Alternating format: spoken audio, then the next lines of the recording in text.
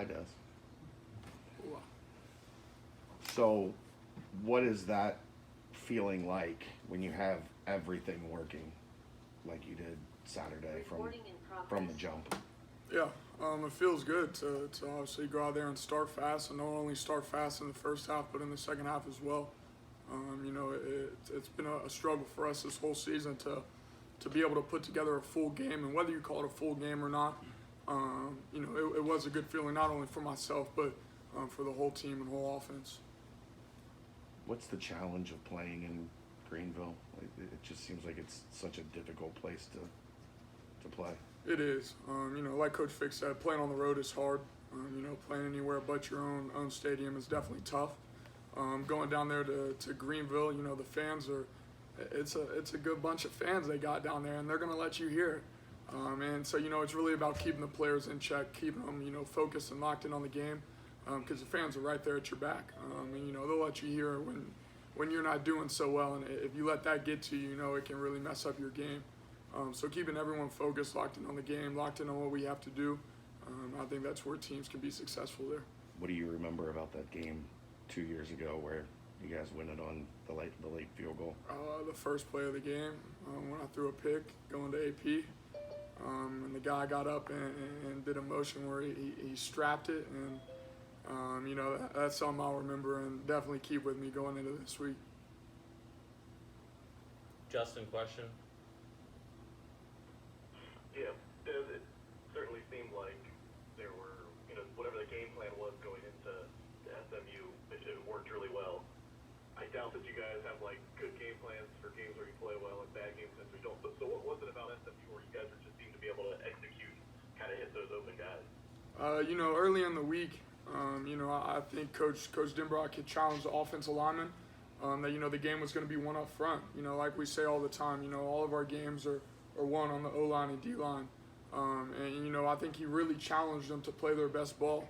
And they did that, letting up, not zero quarterback pressures, dominating the run game. So like I said, it all starts with them. And, once we can get them going, it makes everything else on our ends and the receivers and the tight ends kind of run a lot smoother.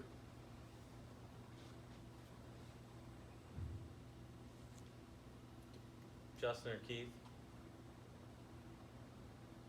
Yeah, I got another one. The 40-yard run, you talked about you stumbling at the beginning of that, but as a quarterback, what goes through your head? I know you're reading the defensive end, but how do you know I'm keeping this one or I'm giving this one? What are you looking at specifically? Yeah, so on that specific play, we had knew that they were going to bring pressures and fourth down and third and short and what we call the go zone right there once we crossed the 50. And that's where we were, and we saw it, and we got it, and we knew what the O-line needed to block, and I knew I was going to have one off the edge, so it's really just reading him, whether he wants to take Rome or whether he wants to take me. The good DBs and the good DNs who are able to kind of play both, they do a good job of it. And there, I've played a lot of football, and I've made that read plenty of times, and I could tell, just the way his body demeanor was, how fast he was coming, that he was going to take the running back. And so once I pulled it, they were in cover zero, and everyone kind of flowed into the run. I got a great downfield block by Tyler Scott, and I think it was Monty at the time, a running back who bent back.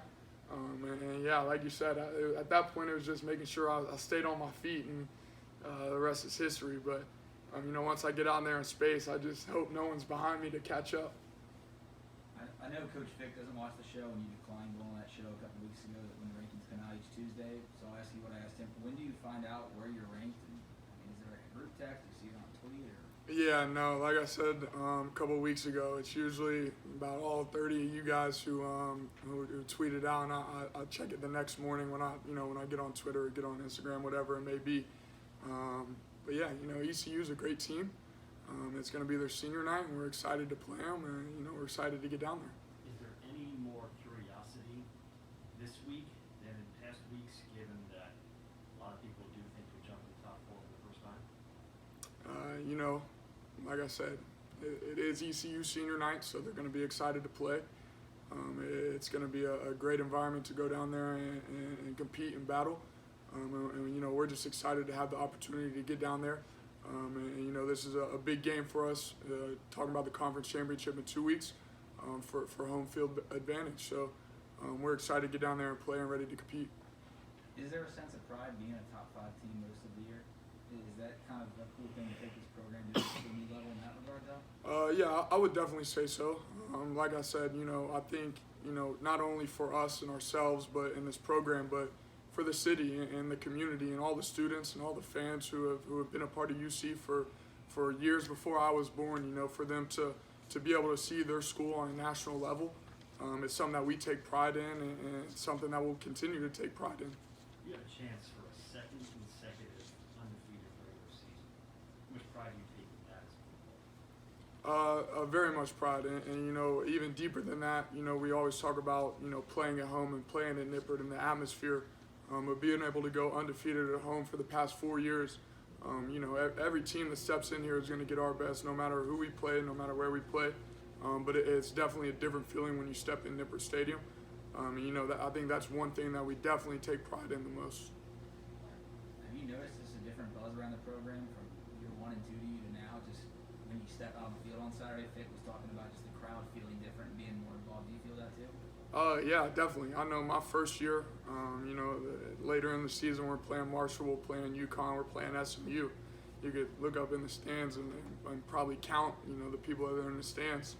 And then over the years, it's just grown and it's just grown and it's just grown to where now I think this season, almost every game, if not every game, has been sold out. So just their tremendous, support from our fans, from our community, from our city. We just want to extend our condolences and say thank you to all of them for being there and supporting us over the years.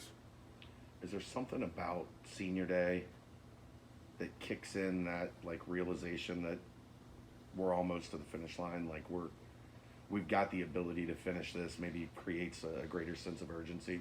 I would say yes and no. I think pregame, a lot of people obviously focus on the game, but it's pretty cool to go out there pregame and hear all the fans, cheer for you and go out there and line up with your family. But then, once the game kicks off, it's football how it is every single week. And it's just about executing at that point. But senior night, obviously, it gives us a different momentum to just be here and be at home like every team senior night. So like I said, going into this week, it's ECU senior night. So they're going to come in with a different type mentality, and not even that it's just they're playing us. Like I said, it's their senior night, and so they're going to give us their all.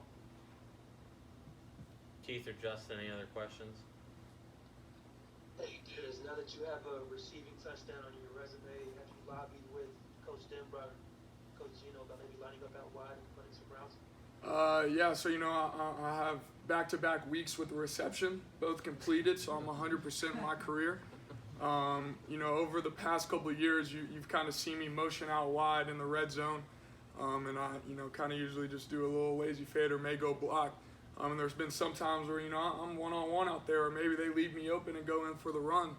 I told all the running backs from Mike Warren to Jared Dokes to Jerome Ford, throw the ball to me. I'm going to catch it. You don't have to worry about that. So maybe they might see my completion percentage now and might second guess whether they want to run the ball or, whether they want to get a passing touchdown on their record.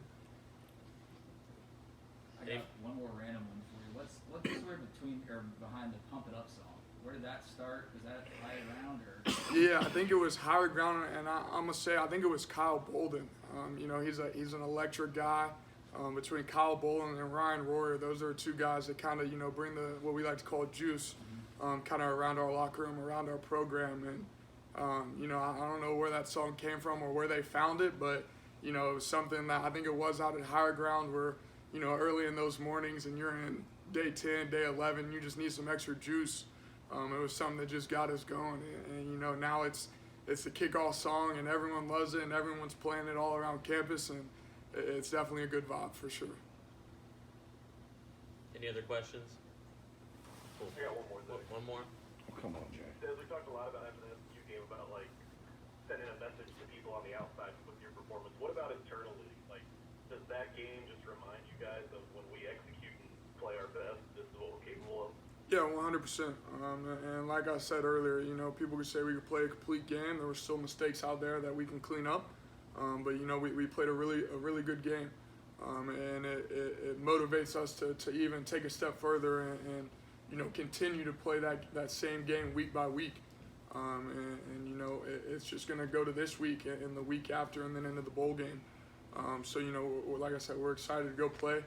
We've been preparing for a really good ECU team, and we can't wait to get down there and play. All right. Thank you. Thank you.